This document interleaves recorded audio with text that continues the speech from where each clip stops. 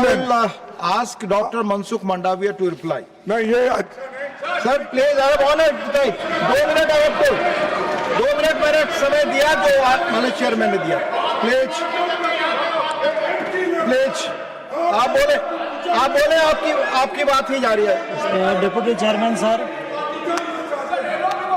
अभी सर आपने बोला माननीय चेयरमैन ने अनुमति दी थी, आपने नाम नहीं दिया था, उसके बाद मैंने बोल दिया. Sir please. रेगुलेशन कोड 2020 6 साल पहले पारित हुआ था.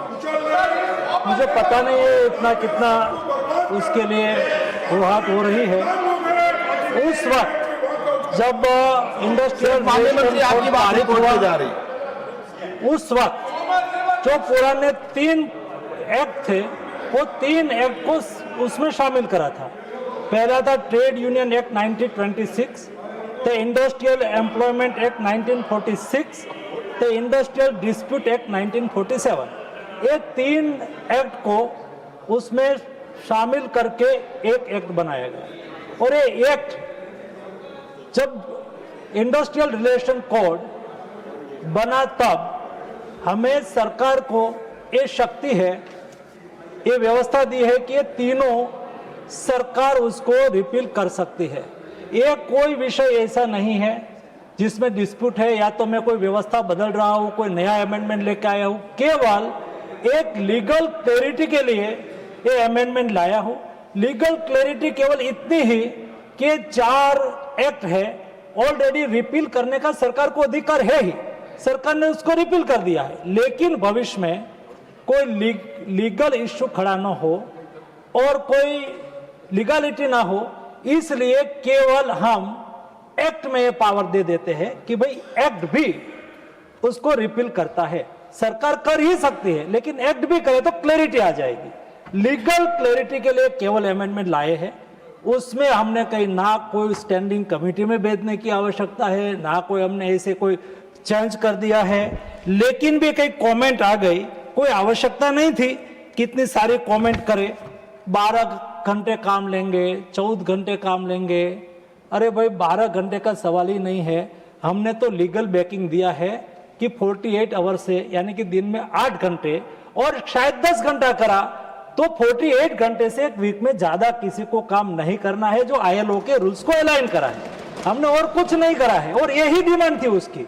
लेकिन पॉलिटिकल यहाँ बताया गया कि 300 वर्कर्स हो तो फैक्ट्री बंद कर देंगे. कोई फैक्ट्री चालू करते हो, कोई बंद करने के लिए करेगा क्या?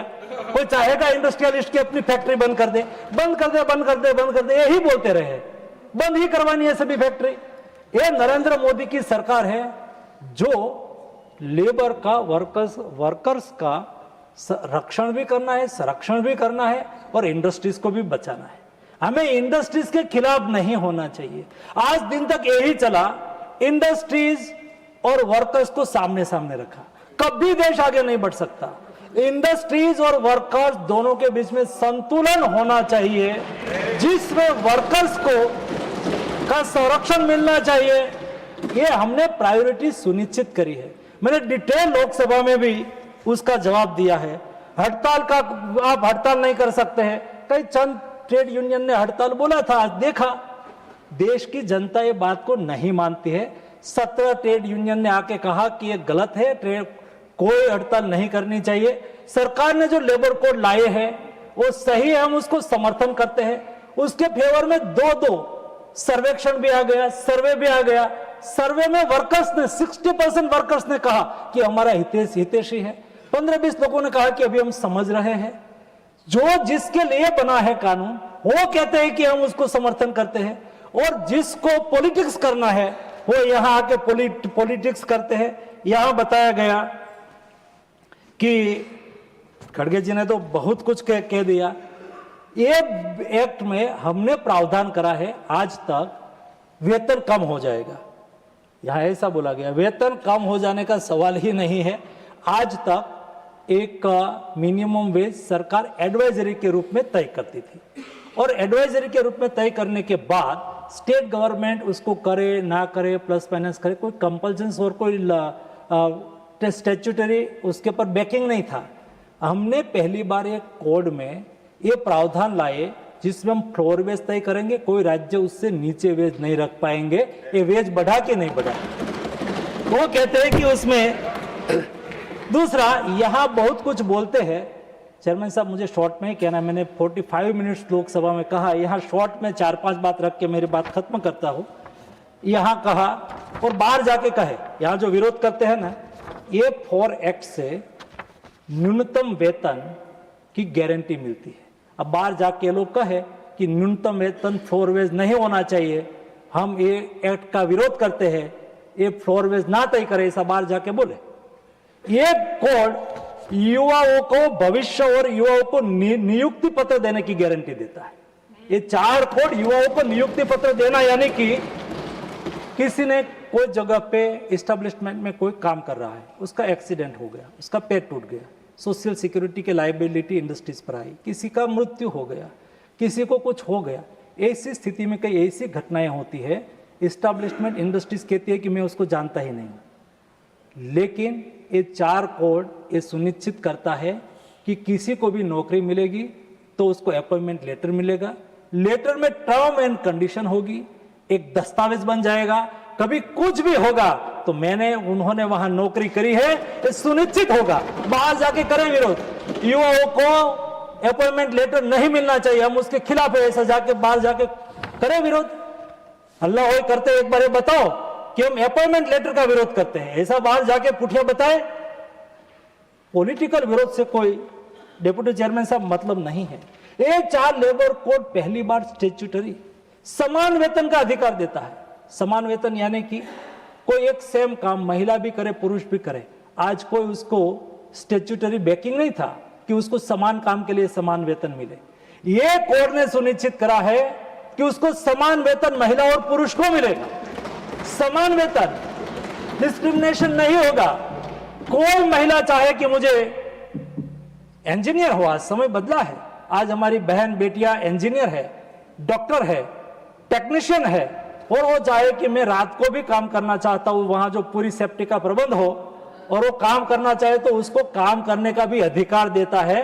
और किसी ने अरे ना वो विरोध, कभी किसी ने ओवर टाइम करा, कोई किसी को कुछ काम मिला हो और काम करते और उन्हें 8 घंटे से ज्यादा काम करा है, तो उसको डबल वेतन की नरेंद्र मोदी का 4 कोड गारंटी देता है, उसको डबल वेतन देना पड़ेगा। वो बाहर जाके करे विरोध कि डबल वेतन का विरोध कर रहे हैं। पॉलिटिकल विरोध करते और फिर भाग जाते, उसका तो कोई मतलब ही नहीं है। ये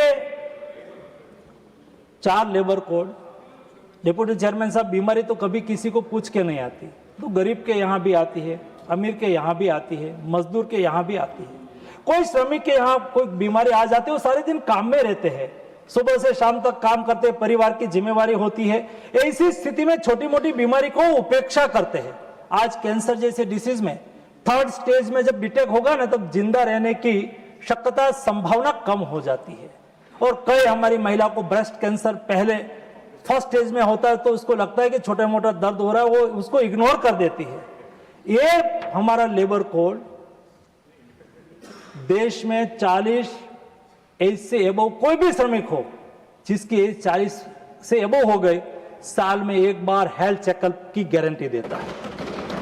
4 साल में एक बार उसका हेल्थ चेकअप करना है, ताकि कोई छोटी मोटी बीमारी हो तो तुरंत ही डिटेक्ट हो जाए, डिटेक्ट हो जाने के बाद उसका इलाज हो जाए, वो स्वयं बच जाए, उसका परिवार बच जाए। ये बड़ा विचार करके मोदी जी ने ये लेबर फॉर्म के रूप में 4 लेबर कोड के रूप में बड़ा रिफॉर्म करा है। डाइजेस्ट नहीं हो पा रहा है, कई लोग ऐसा ही मानते थे। अभी मैं राज्य लोकसभा में एक रिप्लाई करके आया, अभी ESIC की हॉस्पिटल होती है, कामगार बीमा निगम की, उसमें मैंने प्रधानमंत्री जी ने मेडिकल कॉलेज चालू करना तय करा कि जो 200 से अधिक बेड है वहां मेडिकल कॉलेज दी। उसमें कामगार के बेटे बेटी को रिजर्वेशन दिया गया, मजदूर के बेटे बेटी को रिजर्वेशन दिया गया। ये काम हमने करा। जो अभी यहां से कई मेरे कम्युनिस्ट साथी बोल रहे थे चिल्ला चिल्ला के हम उसका विरोध कर रहे हैं, मैं उसको कहना चाहता हूं, ऐसी एक मेडिकल कॉलेज प्रेमचंद्रन जी के कहने से हमने केरला को दी, उनके लोकसभा क्षेत्र में थी। प्रेमचंद्रन जी ने कहा था वो ईएसआईसी बोर्ड के मेंबर भी है। हमने ऐसी की हॉस्पिटल वहां अप्रूव करी, अप्रूव करने के बाद नड्डा जी के एनएमसी में जाएगी, वहां एक एसेंशियलिटी सर्टिफिकेट स्टेट को देना होता है। एसेंशियलिटी सर्टिफिकेट स्टेट के पास गए, स्टेट ने देना मना करा। लास्ट डे था, प्रेमचंद्रन जी दौड़ते दौड़ते मेरे पास आए, दौड़ते दौड़ते प्रधानमंत्री जी के पास गए। एक 600 करोड़ रुपए का खर्च से ईएसआईसी की मजदूर के लिए हॉस्पिटल बन रही थी, मजदूर के लिए मेडिकल कॉलेज बन रही थी, 500-600 लोगों को रोजगार अतिरिक्त तो मिलना था। स्टेट गवर्नमेंट ने उसको एसेंशियलिटी सर्टिफिकेट नहीं दिया, और यहां मजदूरों की बात करते हैं। करना कुछ, कहना कुछ, जनता जान गई है। आज 12 तारीख को सभी पार्टी जुड़ गई, कांग्रेस जुड़ गई, आम आदमी पार्टी जुड़ गई, उसके साथ सीपीएम, बाकी जो है कांग्रेस सब जुड़ गए। देश की जनता ने बड़ा कॉल करेंगे, देश को बंद कर देंगे।